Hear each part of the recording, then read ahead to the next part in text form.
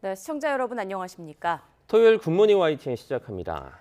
네, 이틀 동안 300mm 안팎의 장맛비가 쏟아진 충남 지역에 비 피해가 속출했습니다. 산사태로 4명이 토사에 파묻혔다가 구조됐지만 2명이 숨졌고 농경지 곳곳이 물에 잠기기도 했습니다. 이상곤 기자입니다. 커다란 나무와 토사가 뒤엉켜 있습니다. 밀려든 토사에 지붕 기와가 폭삭 주저앉았고 바닥에는 건물 잔해들이 나뒹굽니다.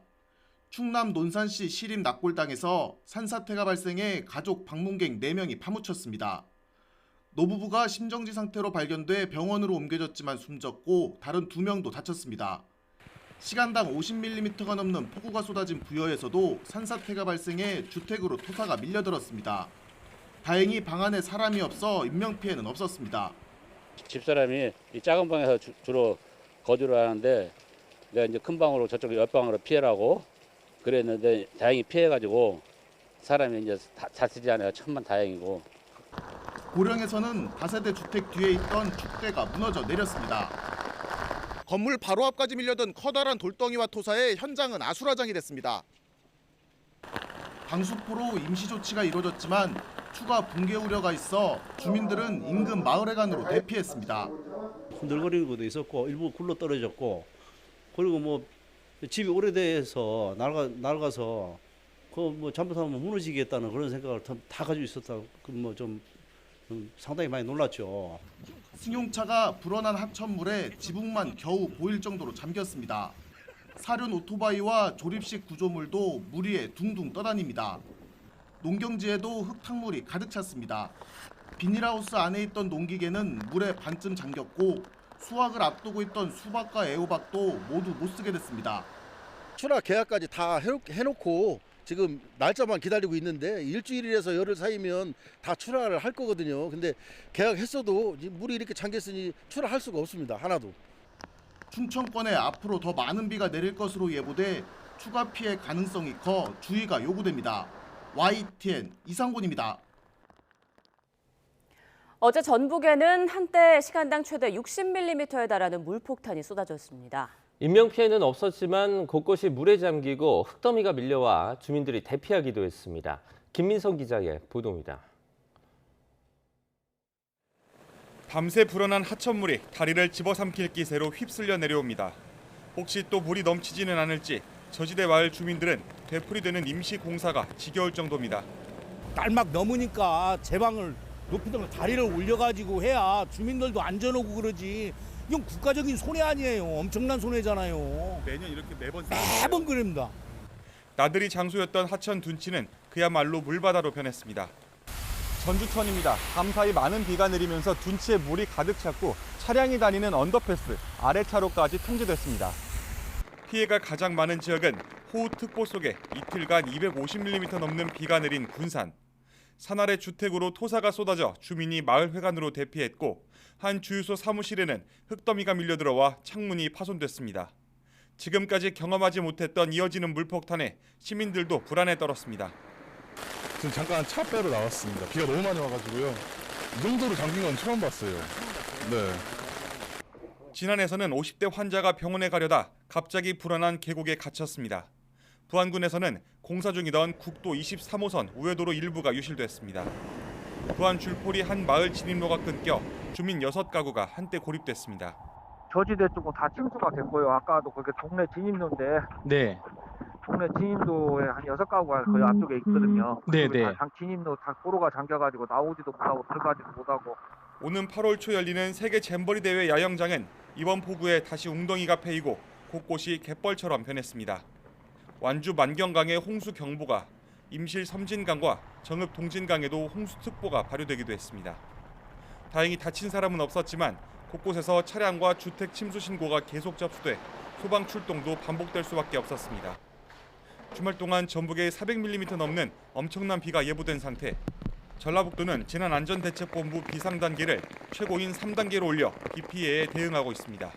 YTN 김민성입니다. 장맛비가 전국을 강타하면서 산사태 등으로 사상자가 발생하고 주택, 도로 등 침수 피해가 잇따르고 있습니다.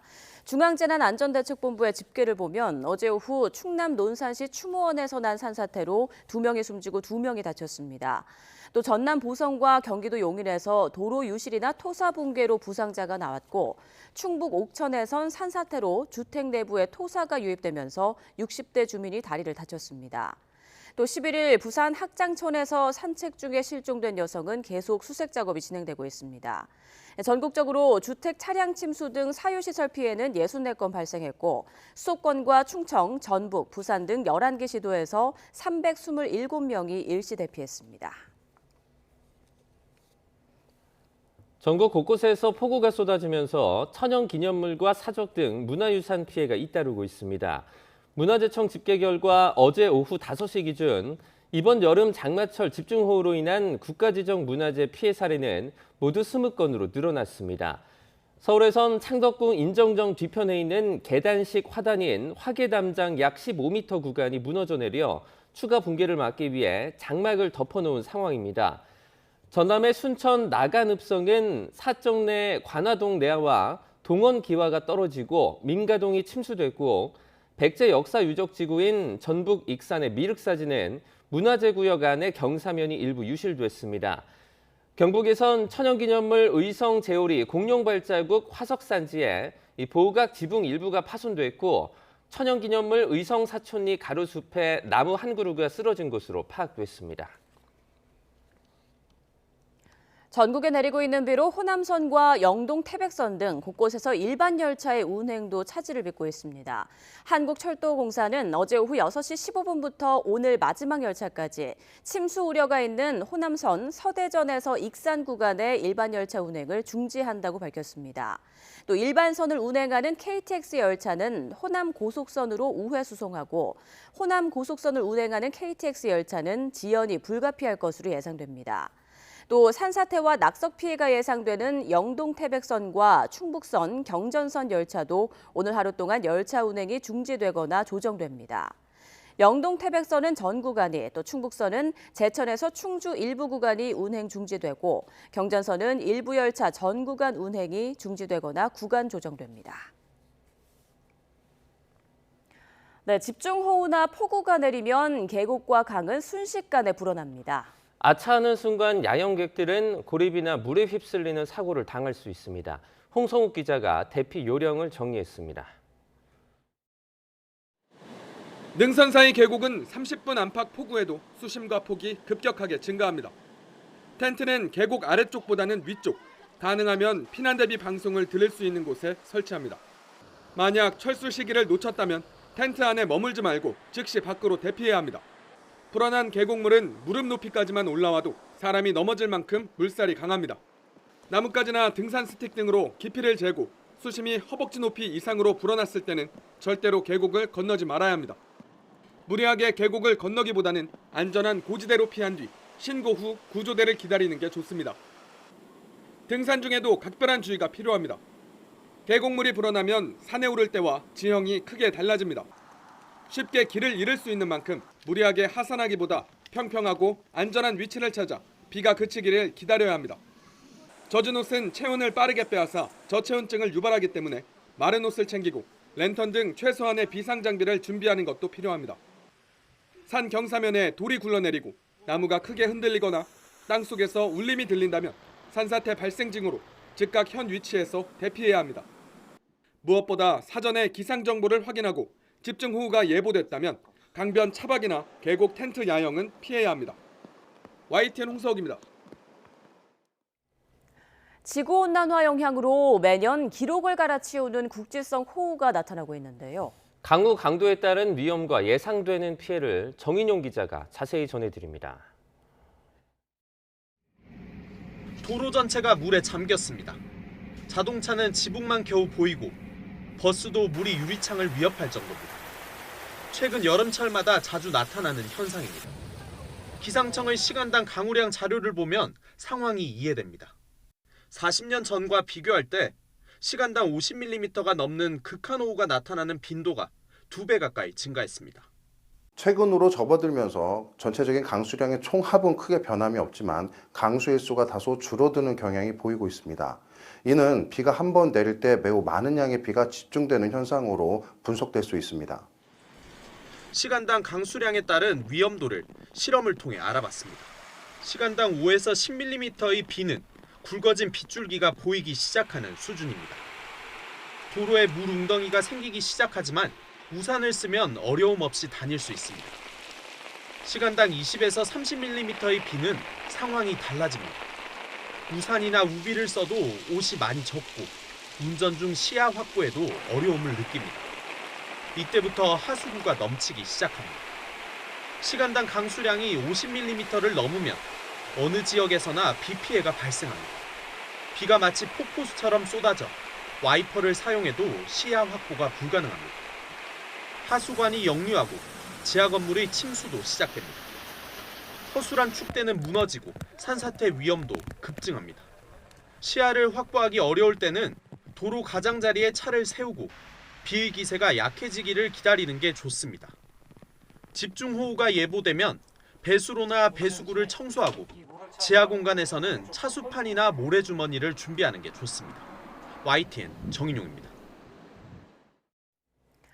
네, 그런가 하면 중국에선 40도를 넘나드는 폭염에 가축들이 집단 폐사하고 지하 대피소까지 일반에 개방했습니다. 폭우도 잇따라 고가다리에 물이 넘쳐 폭포로 변하기도 했습니다. 베이징에서 강정규 특파원입니다. 중국 후베이성에 있는 한 양계장에서 닭 4천여 마리가 더위를 견디지 못하고 폐사했습니다. 헤이룽장에 있는 양돈 농가에서도 돼지 460여 마리가 죽어나갔습니다. 야간에 갑자기 전기가 끊겨 선풍기를 틀지 못한 탓입니다. 寻求社会的帮助，因为我的猪只7月9日断电导致我猪只死亡，而并非疾病。现在没有办法证明。 각지에서 섭씨 40도 안팎의 불볕더위가 이어지면서 중국의 하루 발전량은 41억 킬로와트시를 찍었습니다. 발전량을 역대 최대로 끌어올렸지만 동부 연안까지 공장 가동 제한에 들어갈 형편입니다. 한쪽에선 에어컨병, 다른 한쪽에선 열사병 환자로 병원은 북새통입니다. 이른바 날씨의 빈부 차이를 해소하기 위해 중국은 각 지방의 지하 대피소를 개방했습니다. 洞内温度在20摄氏度左右，每天开放时间为上午10点至晚上10点。 폭염은 공기 중 습도를 높여 폭우를 유발합니다. 폭포로 변한 스촨성의 한 고가다리.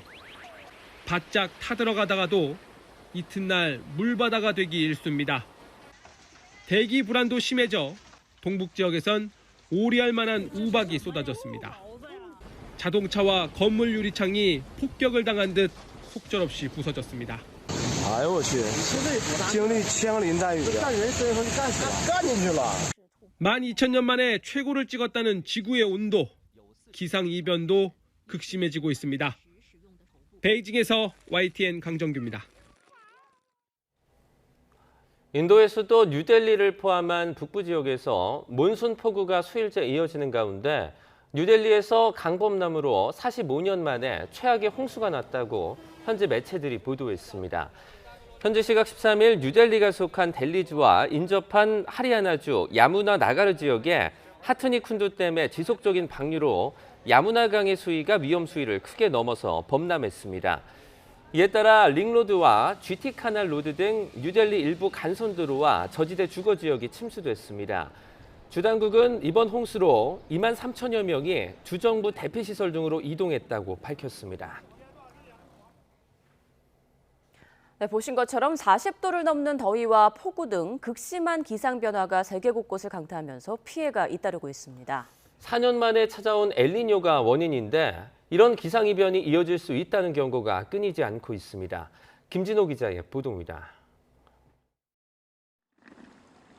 스페인과 이탈리아 등 남부 유럽은 지금 엄청난 폭염에 시달리고 있습니다. 스페인에서는 일부 지역의 최고 기온이 섭씨 44도 이상으로 치솟으면서 34개 주에 경보가 발령됐습니다. 이탈리아와 루마니아 등 많은 유럽 국가도 40도 넘는 폭염에 신음하고 있습니다. 미국의 무더위도 심각합니다. Yeah, so as this heat builds all across the southwest U.S., we're looking at, potential daily records for high temperatures being broken from California to the west through Arizona, all the way into West Texas. The first week of July, starting from 4th to 7th, could be considered as the warmest period or the warmest week ever recorded. 반면 미 동부 버몬트주에서는 만 하루 동안 200mm가 넘는 집중호우가 쏟아지는 등 이번 폭우로 동북부 지역에만 6조 원이 넘는 피해가 난 것으로 추산됩니다. 인도와 일본에서도 폭우로 큰 인명 피해를 냈습니다. 전문가들은 적도 부근 동태평양의 수온 상승 현상인 엘니뇨가 올해 찾아온 것이 극단적인 날씨 변화의 원인으로 보고 있습니다. 문제는 엘니뇨 현상은 이제 시작일 뿐 더 강해질 것이라는 점입니다. Despite the fact that El Nino hasn't really got going yet, we can expect much higher temperatures from the El Nino in, the latter half of the year in sort of October, November time. 잦은 더위와 폭우 등 각종 기상재해는 식량 문제 등 여러 가지 문제를 야기시킬 것으로 보여 쉽지 않은 한 해가 될 것으로 보입니다. YTN 김진호입니다.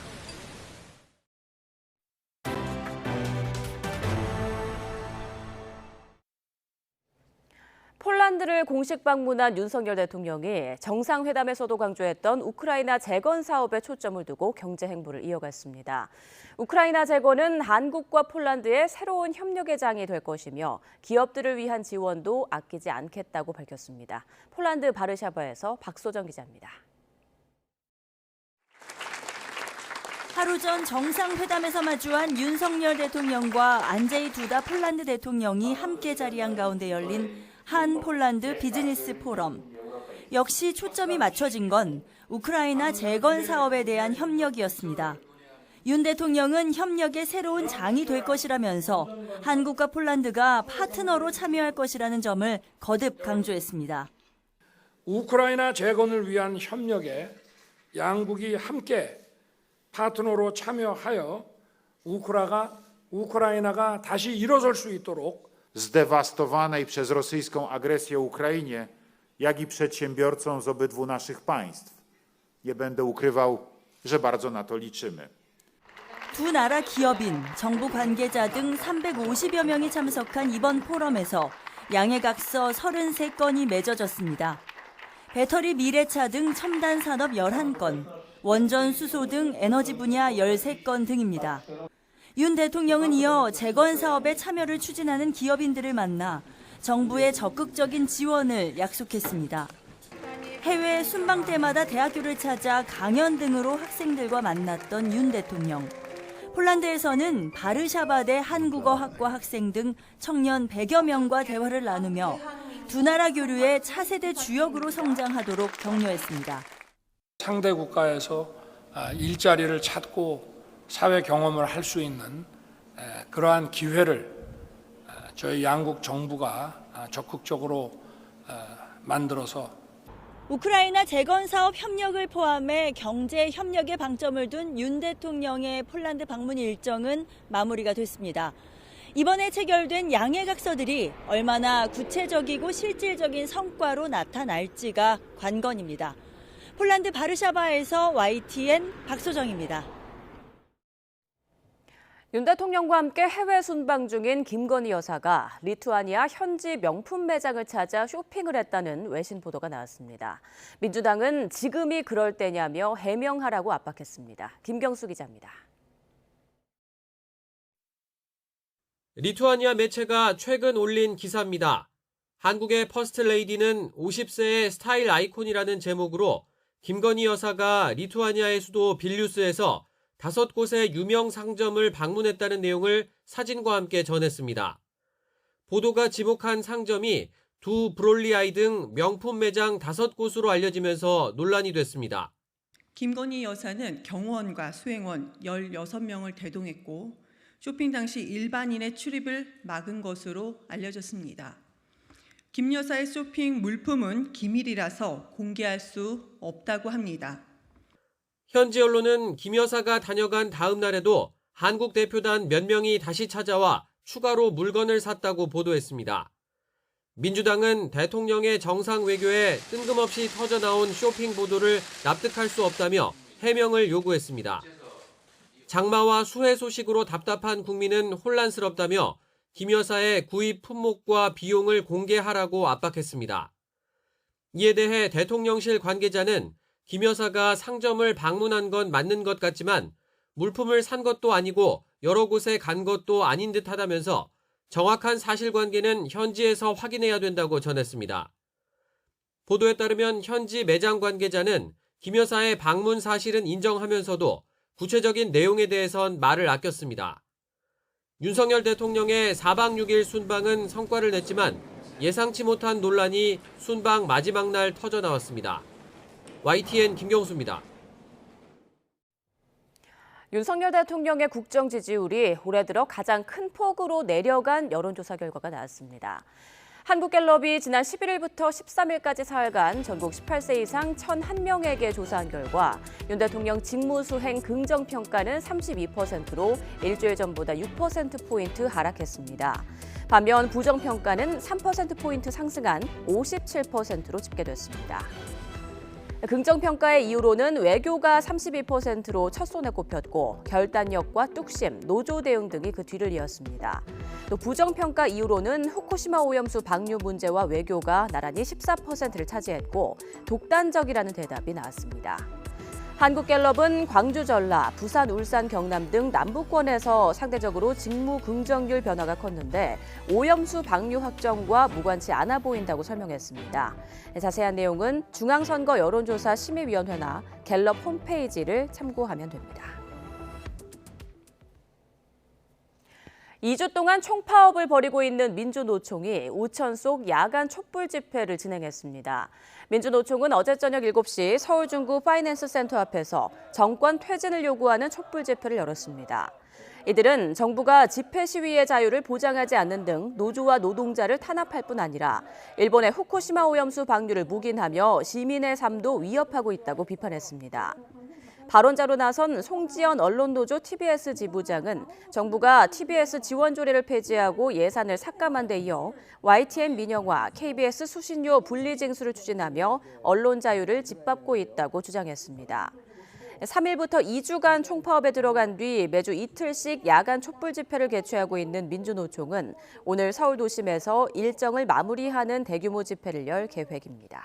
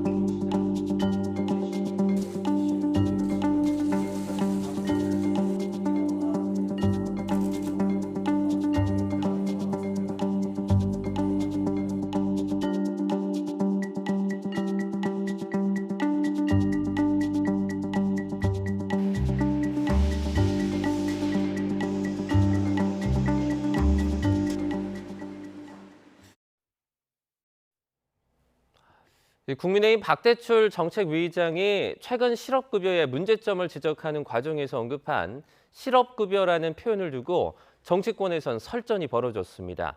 노동자를 모욕한 거란 야당의 비판에 이 여당은 발언의 취지를 왜곡하지 말라고 반박했습니다. 손효정 기자입니다. 국민의힘 노동개혁특위가 실업급여 제도 개선 방안을 모색하겠다며 지난 12일 마련한 민당정 공청회. 박대출 정책위의장의 이 발언이 도마 위에 올랐습니다. 실업급여가 악용되어서 달콤한 보너스라는 뜻으로 실업급여라는 말이 나오지 않도록 땀 흘려 일해서 버는 돈보다 실업급여가 많은 건 공정하지 못하다는 걸 강조하는 과정에서 나온 말이지만 당장 논란이 불거졌습니다. 여성이나 청년이 수급액으로 명품을 사거나 해외여행을 간다는 소관부처 담당자의 발언까지 알려지면서 파장은 더 커졌습니다. 실업급여를 타려고 퇴사와 재취업을 반복하는 건 문제라는 옹호론과 정부 여당이 고용 실태를 잘 모른다는 비판이 온라인을 중심으로 확산한 겁니다. 불씨는 정치권으로도 옮겨붙었습니다. 국민의힘은 고용보험 적립금이 크게 줄어든 상황에서 실업급여를 받는 기간 취업 노력을 하지 않는 현실적 문제를 짚은 거라고 해명했습니다. 실업급여를 받는 기간 중에 적극적으로 취업 노력을 하지 않는다는 그런 우려도 있고 여러 가지 우려되는 여론을 잘 전부 다 취합을 해서 개선할 수 있는 방안들을 찾아서 박대출 정책위의장도 불합리한 점을 개선하자는 취지였는데 발언의 앞뒤가 교묘하게 잘렸다고 반박했습니다. 민주당은 그러나 노동자에 대한 모욕이라며 날을 세웠습니다. 노동자 스스로 내는 부담금으로 실업급여를 받는데 정부와 여당은 마치 적선하는 것처럼 생각한다며 좋은 일자리를 만들려는 노력부터 하라고 직격했습니다. 일자리가 없어서 서러운 국민을 위로하고 미안해하지는 못할 망정 조롱하고 모욕하는 것은 힘 있는 자의 오만과 폭력입니다. 권력은 한없이 겸손해야 합니다. 당정이 실업급여 하한액을 낮추거나 아예 없애는 방안을 검토하기로 한 만큼 관련 논란은 쉽게 가라앉지 않을 것으로 보입니다. YTN 손유정입니다. 서울 양평고속도로를 둘러싼 공방이 정치권을 연일 뜨겁게 달구고 있습니다. 양평을 찾아서 여론전에 나선 국민의힘은 민주당이 선 넘는 음해 공작을 한다고 비판했고 민주당은 여당이 믿을 수 없는 주장만 한다며 국정조사를 수용하라고 거듭 압박했습니다. 직접 들어보시죠. 노선 변경 검토에 관여한 사실이 없음을 상세히 설명했음에도 침소봉대하여 직권 남용으로 몰고 가는 것은 선을 넘는 음해 공작이 아닐 수 없습니다. 있는지도 몰랐던 용역 보고서를 토대로 종점을 바꿨다.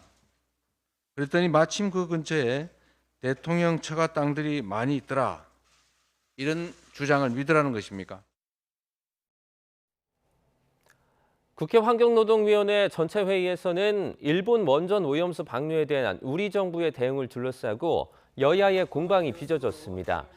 여당 위원들은 과거 문재인 정부 인사들도 IAEA 기준에 맞는 오염수 방출엔 반대할 필요가 없다는 동의 발언을 했었는데 야당의 비판은 그때는 맞고 이제는 틀리다는 식이라고 지적했습니다. 반면 야당 위원들은 윤석열 대통령이 기시다 총리와 만나 IAEA 보고서를 믿고 방류를 인정하겠다는 뜻을 밝혔지만 100년, 200년 뒤에 피해가 생기면 누가 책임을 지겠느냐며 정부의 대응을 비판했습니다. 이 빌라 수백 채를 사들인 뒤 이른바 빌라왕들을 내세워 전세 사기를 벌인 이 부동산 컨설팅 업체 대표가 1심에서 중형을 선고받았습니다. 서울중앙지방법원은 사기 혐의로 구속 기소된 신모 씨에게 징역 8년을 선고했습니다. 재판부는 피해자의 75%가 경제적인 기반이 마련되지 않은 20, 30대로 임대차 보증금을 돌려받을 거라는 신뢰를 이용해 신 씨가 막대한 피해를 줬다고 질타했습니다. 신 씨는 2017년부터 자신의 업체에 명의를 빌려준 바지 집주인, 이른바 빌라왕을 여러 명 두고 무자본 갭투기 방식으로 다세대 주택을 사들여 전세 보증금을 가로챈 혐의로 구속 기소됐습니다. 경기 김포시 일대에서 전세 세입자들의 보증금을 돌려주지 않고 가로챈 30대 임대인이 구속됐습니다. 인천지방법원 부천지원은 사기 혐의를 받는 30대 남성 A씨에 대해서 도주 우려가 있다며 구속영장을 발부했습니다. A씨는 재작년 경기 김포시에 있는 빌라 2개 동 6세대를 소유하면서 사회초년생인 세입자들에게 보증금 12억여 원을 받은 뒤 돌려주지 않은 혐의를 받습니다. 서울 상도동에서도 전세 사기 의심 신고가 접수돼 경찰이 수사에 나섰습니다. 서울 동작경찰서는 사기 혐의로 상도동 일대에 이 빌라 78세대를 소유한 임대인 A씨를 입건해 수사하고 있습니다.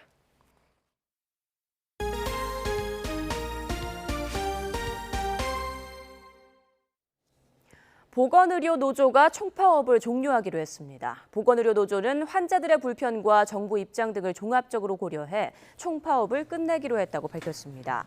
다만 현장 교섭과 현장 파업 형태로 전환해 의료 인력 확대와 공공의료 확충 등에 대한 요구를 이어가겠으며 정부가 소홀히 대응할 경우 2차 산별 총파업에 나서겠다고 경고했습니다. 지난달 창고형 대형마트인 코스트코에서 일하던 20대 노동자가 숨진 사고와 관련해 고용노동부가 중대재해처벌법 위반 여부에 대해서 수사에 돌입했습니다. 고용노동부 경기지청 광역중대재해수사과는 코스트코 하남점 직원 29살 A씨가 근로 중 사망한 사고에 대해 조사 중이라고 밝혔습니다. A씨는 지난달 19일 저녁 7시쯤 코스트코 하남점 주차장에서 카트와 주차 관리 업무를 하던 중에 갑자기 쓰러졌습니다. A씨는 심폐소생술을 받으며 인근 대학병원으로 옮겨졌지만 끝내 숨졌습니다. 한국은행은 긴축 기조를 더 유지할 필요가 있다며 금리를 동결한 데 이어 추가 인상 여지를 남겼습니다. 하지만 물가가 어느 정도 잡혀가는 데다 또 경기 회복이 더뎌지고 있는 만큼 시장에선 금리 인하 기대감이 커지고 있습니다. 김지선 기자입니다. 올해 안 2차례 추가 금리 인상 가능성을 예고한 미국. 한국은행은 그렇게 되면 환율이 뛸 수 있다며 우리도 인상할 수 있다는 여지를 남겼습니다. 주요국 통화 정책이 어떻게 바뀔지 또 그거에 의해서 환율이 어떻게 바뀔지 이런 것들은 아직 안심하기는 좀 일러요. 지금 당장은 아니지만 그로 인해서 또 금리 격차, 외환시장의 불안 이런 것들이 일어나면 당연히 금리를 올릴 수 있는 가능성이 있어야 된다고 생각하고요. 하지만 물가가 잡혀가는 상황에서 추가 인상은 쉽지 않아 보입니다. 새마을금고 사태로 금융안정 위험이 커진 데다 경기 회복마저 더뎌지며 성장률 전망은 한층 흐려졌기 때문입니다. 그리고 투자를 위축시키고 소비를 또 위축시키고 고용을 위축시킬 가능성이 있기 때문에 한국은행에서 금리를 올릴 가능성은 굉장히 그러니까 사실 올해 안에 전반적으로 봤을 때 쉽지 않은 결정이라고 보시면 될 것 같고요. 시장에선 오히려 인하 기대감이 커지고 있습니다.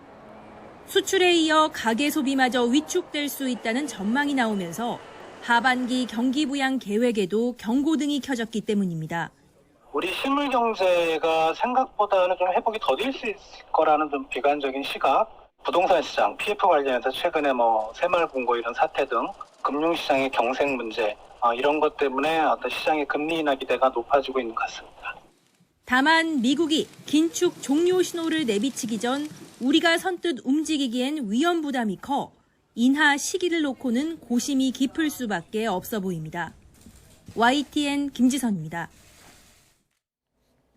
이런 가운데 이창용 한국은행 총재는 금리 인하 논의는 시기상조라고 다시 한번 못 박았습니다.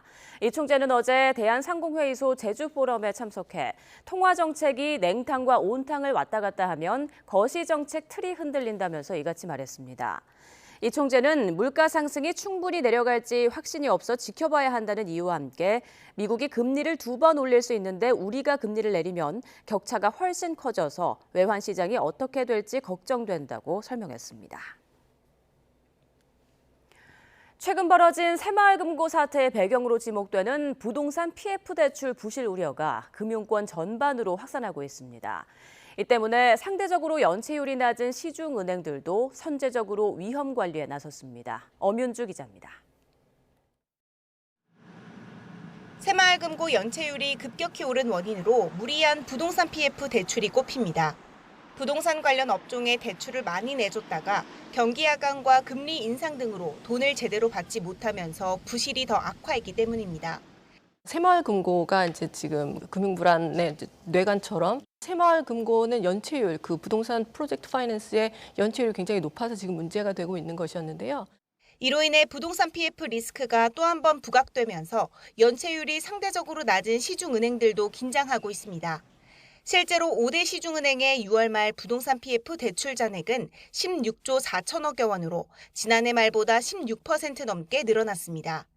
2020년 말과 비교하면 무려 75% 급등한 수준입니다. 연체율 역시 지난해 말 0%였던 게 올해 들어 소폭 상승했습니다. 지난해 부동산 시장 침체 등으로 부실 우려가 커지자 연체 채권을 상각하는 등 관리에 나선 은행권에서 다시 연체가 발생한 겁니다. 다만 은행의 경우 그동안 선순위거나 시공사가 상대적으로 안정적인 사업장을 위주로 보수적으로 운영해 비교적 안정적이라는 평가가 지배적입니다. 그런데도 최근 들어 시중은행을 중심으로는 부동산 PF 부실 우려를 선제적으로 대비하는 움직임이 분주합니다. 보유하고 있는 PF 사업장에 대해 주기적으로 모니터링하고 부실화될 가능성이 큰 자산을 미리 파악하겠다는 취지입니다. 우선 부동산 PF 부실 관리를 위해 취급 시점부터 사업성 검토를 강화하고 있으며 부실 사업장은 모니터링을 강화하고 있습니다. 또한 위기를 가정한 스트레스 테스트를 지속해서 실시하는 등 위기 대응 노력을 기울이고 있습니다. 새마을금고발 위기로 되살아난 부동산 PF 불씨가 금융권 전체로 옮겨붙지 않기 위해 금융당국도 관련 추이를 면밀하게 지켜보겠다는 방침입니다. YTN 엄윤주입니다. 반도체가 올해 상반기 수출 부진으로 지난 10년간 지켜온 수출 1위 품목 지위가 흔들리고 있습니다. 자동차와 자동차 부품을 합산한 결과 수출액이 반도체를 앞섰는데요. 하반기에는 양상이 어떨지 관심을 모으고 있습니다. 박홍구 기자입니다. 반도체는 지난 1989년부터 2007년 그리고 2013년부터 지난해까지 단일 품목으로 우리나라 수출 1위 상품이었습니다. 하지만 코로나19 일상 회복 이후 IT 수요가 줄면서 수출이 지난해 8월부터 11개월 연속 감소했습니다. 그 결과 올해 6월까지 수출액은 432억 달러로 지난해와 비교하면 37.4%가 줄었습니다. 하지만 자동차는 전기차 등 고가차 소비가 늘면서 357억 달러, 역대 최대 실적을 올렸습니다. 여기에다 차 부품까지 더하면 수출액 473억 달러로 반도체를 앞섰습니다. 상반기 기준 자동차와 차 부품의 수출이 반도체를 앞선 건 지난 2016년 이후 7년 만입니다. 흔들렸던 자동차 수요가 폭증하면서 작년하고 올해 들어서 자동차 수출이 많이 늘었고요. IT 경기는 상대적으로 침체되면서 자동차 반도체 수출이 좀 극명한 모습을 좀 보이고 있습니다. 반도체가 전체 수출에서 차지하는 비중도 지난해 19.7%에서 올해는 14%로 축소된 반면 자동차와 차 부품은 10%에서 15%대로 올라섰습니다. 하지만 하반기에는 양상이 바뀔 가능성이 있습니다. 수출 주력 품목인 메모리 가격이 1년 전보다 60% 급락한 수준이지만 재고가 줄면서 최근 하락세가 둔화하고 있습니다. 여기에다 감산 효과가 더해지고 4분기부터는 챗GPT 등 인공지능 서비스 확대에 따른 고부가가치 메모리 수요가 늘 것으로 보이기 때문입니다.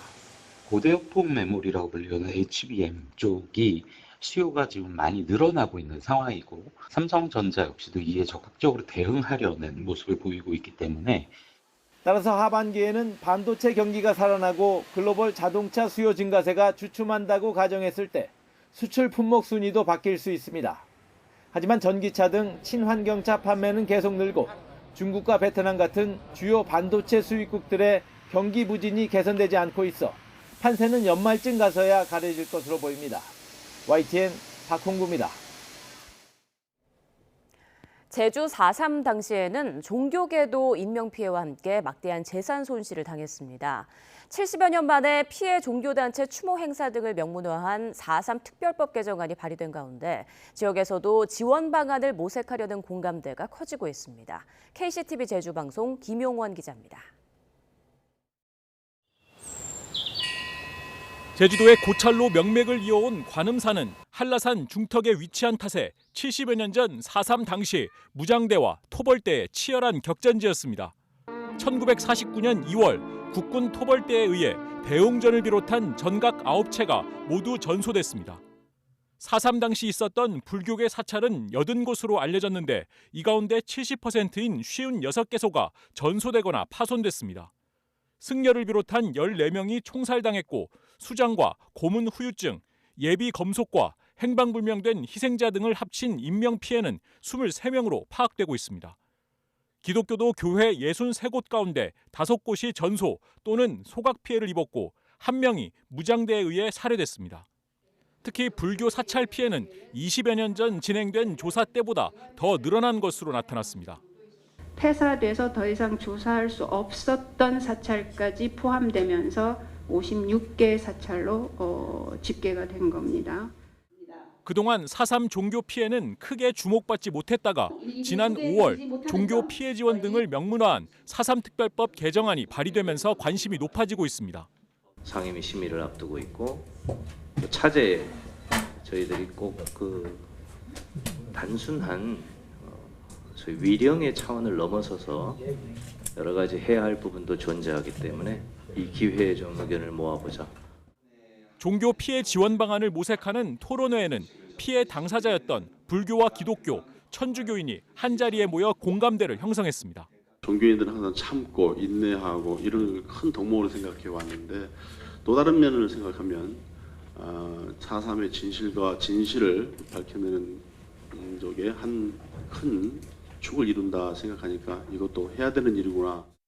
특별법 입법 과정과 더불어 앞으로 4.3 종교 유적지 보존 방안이나 승려 희생자 추가 등록 문제, 각종 위령 행사에 대한 예산 지원 등을 법제화하자는 요구들이 커지고 있습니다. 북한 유적지가 많이 이제 산재가 돼 있는 그런 상황이라서 보고는 돼 있으다마는 거기를 잘 활용을 해서 어떤 역사적인 교훈을 얻는 그런 장소로 활용해 나가야 되지 않을까. 75년 만에 종교계 피해가 공론화되면서 그동안 사각지대에 있었던 종교시설 피해 복구와 종교인들의 명예회복 방안이 마련될지 주목됩니다. KCTV 뉴스 김용원입니다. 파리 생제르맹으로 이적한 이강인 선수가 9월 아시안게임 축구대표팀으로 부름을 받았습니다.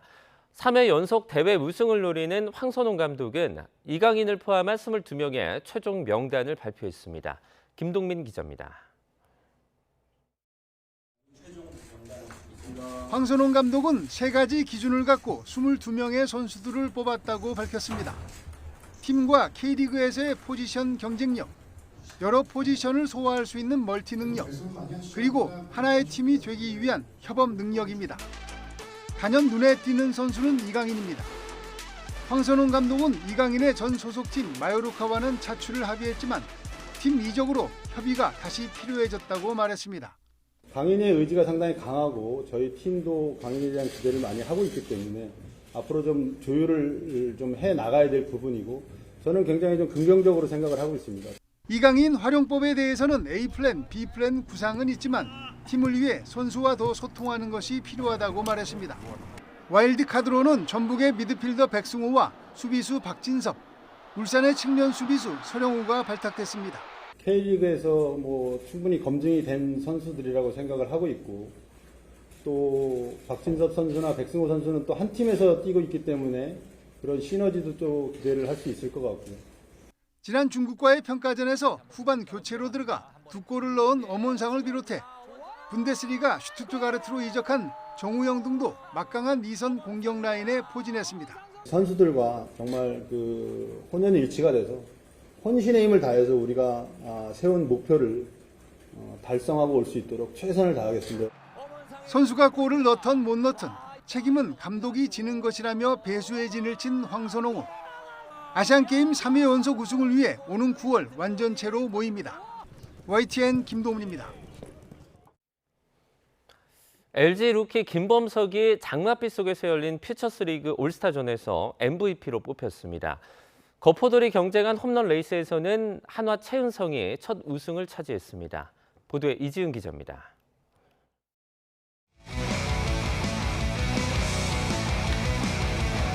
고도 부산에서 열린 프로야구의 미래 퓨처스리그 올스타전. 각 팀의 유니폼을 입고 그라운드에 선 선수들이 뜨거운 타격전을 펼쳤습니다. 3점포로 북부리그의 승리를 견인한 LG의 고졸 신인 포수 김범석이 MVP로 뽑혔습니다. 제가 좀 살고 자란 동네에서 이렇게 좋은 성적 보여드려가지고 좀 감회도 새롭기도 하고 팬분들께서 많이 기대를 해주시는 만큼 저도 꼭 주전 포수가 돼가지고 LG의 우승을 이끌고 싶습니다. 거포의 자존심이 걸린 홈런 레이스에서는 황금색 배트를 들고 홈런 5개를 친 최은성이 웃었습니다. 이래도 되나 싶어요. 제가 전혀 생각하지 않았거든. 이 좋은 기운 가지고 와서 후반기에는 이제 선수들이 지금 순위보다 더 위를 갈 수 있게 최선을 다하겠습니다. 김현수와 정수빈, 유강남 등 올스타 선수들이 배팅볼 투수로 나서 팬들에게 즐거움을 줬습니다. 비가 내렸다 그쳤다를 반복했지만 올스타 프라이데이는 관중 만여 명의 뜨거운 응원 속에 순조롭게 진행됐습니다. 궂은 날씨에도 야구 사랑으로 모인 팬들은 축제 분위기를 만끽했습니다. 부실팀 보고 싶어서 부산까지 왔어요. 평소에는 좋아하는 팀이 다 달라서 같이 오기 힘들었는데 올스타전에서 다 같이 와서 좋아요.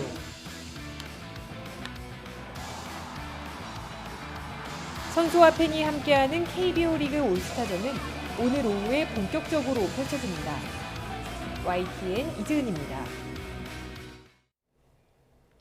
아세안 외교장관 회의를 계기로 한국과 중국이 고위급 양자회담을 열고 성숙한 한중 관계를 위해서 세심하게 노력을 기울여 나가기로 했습니다.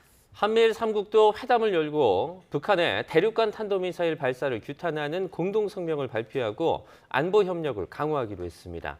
인도네시아 자카르타에서 신현준 기자입니다. 박진 외교부 장관이 왕이 중국 공산당 중앙정치국위원과 11개월 만에 다시 만났습니다. 인도네시아 자카르타에서 열린 아세안 장관회의를 계기로 한중 양자회담을 가진 건데 올해 들어 두 나라의 장관급 이상 인사가 만난 것은 이번이 처음입니다. 45분간 진행된 회담에서 양측은 경색된 양국 관계를 개선하고 건강하고 성숙한 한중 관계를 만들어 나가기 위해 세심한 주의와 노력을 기울여 나가기로 했습니다. 특히 지난해 11월 한중 정상회담에서 한중 관계를 지속 발전시켜 나가기로 한 정상 간 공관대를 재확인하고 다양한 수준에서 양국 간 소통과 교류를 강화하기로 했습니다. 이어 열린 한미일 외교장관 회담에서는 지난 10일 북한의 대륙간 탄도미사일 화성 18형 발사에 대한 강한 질타가 이어졌습니다. 북한의 도발을 규탄하는 공동 성명을 채택한 데 이어 북한 미사일 정보를 실시간으로 공유하고 해상 미사일 방어 훈련과 해양 차단 훈련 등을 강화하기로 했습니다.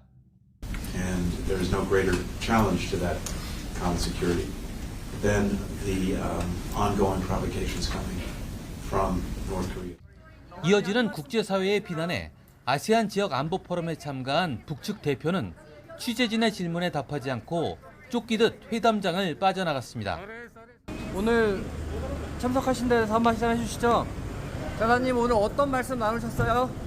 북한의 잇단 도발에도 유엔 안보리가 대북 제재 결의를 하지 못하고 있는 가운데 한미일 3국은 대북 공조를 더욱 강화하기로 뜻을 모았습니다.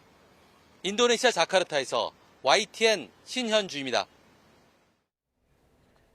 유엔 안전보장이사회가 현지 시각 13일 북한의 최근 ICBM 시험 발사 문제를 놓고 머리를 맞댔지만 빈손으로 회의를 마쳤습니다. 드로렌티스 미국 차석 대사 대리는 가장 강력한 용어로 북한의 ICBM 발사를 규탄하며 올해 들어서만 ICBM 4번을 포함해 탄도미사일을 20번이나 발사했다고 비난했습니다. 중국과 러시아를 겨냥해 두 개 이사국의 반대로 안보리가 한 목소리를 못 내고 있다며 북핵 문제에 대한 안보리 단합을 촉구했습니다. 반면 장쥔 중국 대사는 중국은 한반도에서 특정 국가의 반복적인 전략무기 전개와 군사적 압력 증대에 대해서 우려한다며 북한의 탄도미사일 도발은 미국의 위협 탓이라고 옹호했습니다. 김여정 북한 노동당 부부장이 북한의 대륙간 탄도미사일 ICBM 화성 18형 시험 발사를 정당한 자위권이라고 주장하면서 미국이 북한을 건드린 대가는 가볍지 않을 것이라고 위협했습니다. 김 부부장은 관영 매체 조선중앙통신에 발표한 담화에서 위협적인 미국의 반공화국 핵대결 정책을 철저히 제압 분쇄하는 것은 한반도와 아시아태평양 지역을 핵전쟁의 참화로부터 수호하기 위한 정당 방위권이며 누구도 시비지랄 하등의 명분도 없다고 밝혔습니다.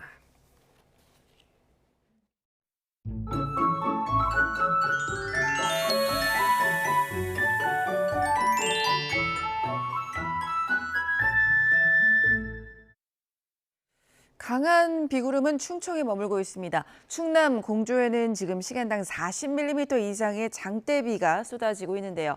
이에 따라 현재 충청과 전북, 경북을 중심으로는 호우경보가 발효 중입니다.